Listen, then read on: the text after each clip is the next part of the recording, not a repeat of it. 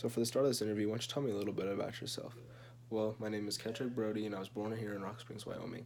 I spent most of my childhood in Corpus Christi, Texas, and then I moved back here to take care of my mom once I graduated high school. Since then, I have attended Western Wyoming Community College, and I'm in the start of my sophomore year. My plans are to get a degree as a radiology tech, and then after that, transfer somewhere to continue my degree. What is your ideal company? Well, for starters, my ideal company is a company that's competitive. I want to work for somebody who is giving me opportunities to move up and show everything that I have learned through the years and all my skills and put them to the max. I enjoy rigorous mind exercises and hard work, as well as rallying my team together to get the project completed. I like a company where I can move up whenever I need to in a business situation. What were your responsibilities for your last position? Well, responsibilities for my last position include handling cash with customers, going to the bank to do deposits, as well as sitting in on interviews. I'm a supervisor, so I make sure everybody else is doing their job as far as completing calls right now, because we do dry calls, which means we call customers to get them to come in and hopefully upgrade their phones. I also monitor sales to make sure that everything is being offered the correct way and we're taking advantage of all promos and accessories that we have, because we are told that we have to hit certain quotas, and we hit those quotas, we get paid more. We don't, there is consequences.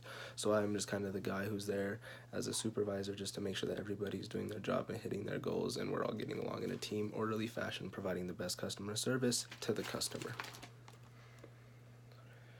What can you do for me that no other candidate can? Well, I can bring you consistency.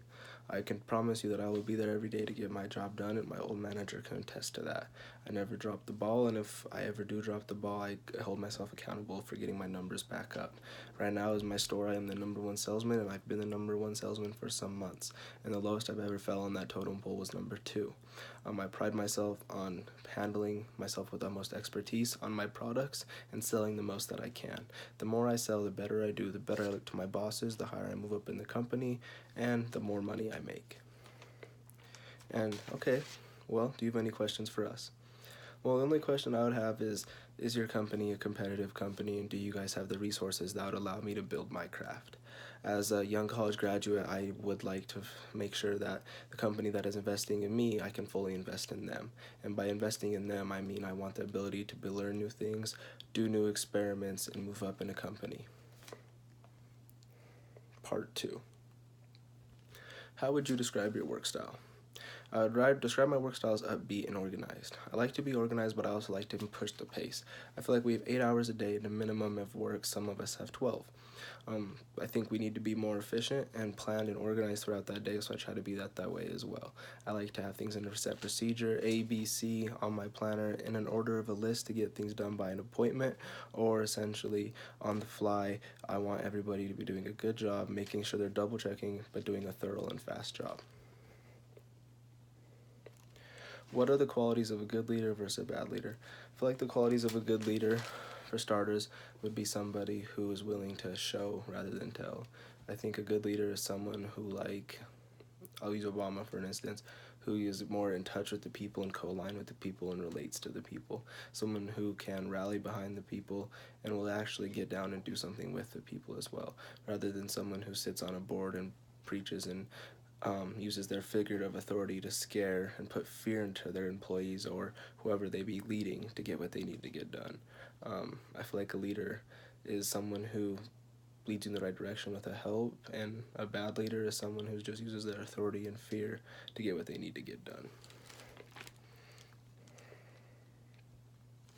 What techniques do you use to get organized? The techniques that I use to stay organized consist of keeping a daily planner. I keep a daily planner of all my logs for all my homework, my schedules, and anything that I need to get done through the day. I also set many appointments up on my phone so I don't forget through reminders.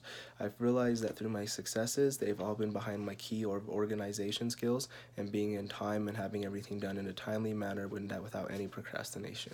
I have found out through trial and error that when I procrastinate and put things off and do not have things in a schedule organized planner or on a calendar, I fail at my agenda at getting it done proficient.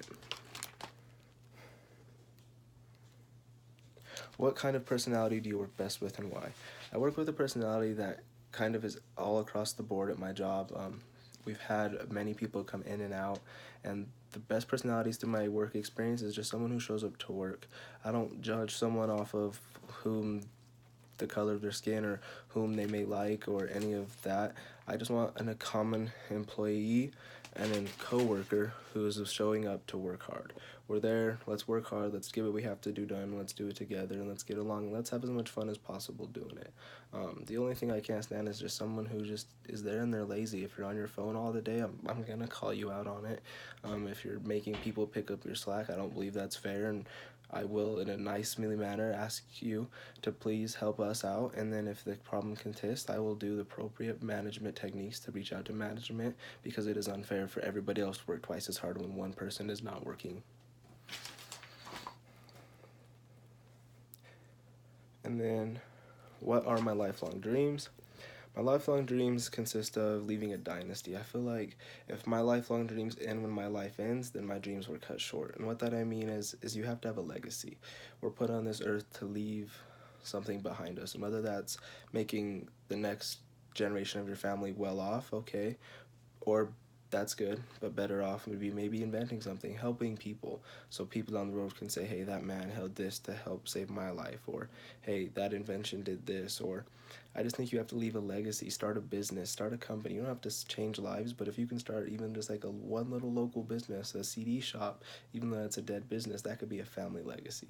And that's what my lifelong dream is, to starting some sort of legacy, whether it's like a business, being very successful with money, medical, because that is the field that I'm going into, just anything that leaves a legacy where I'm not forgotten and my family's name is not forgotten at the time of my death.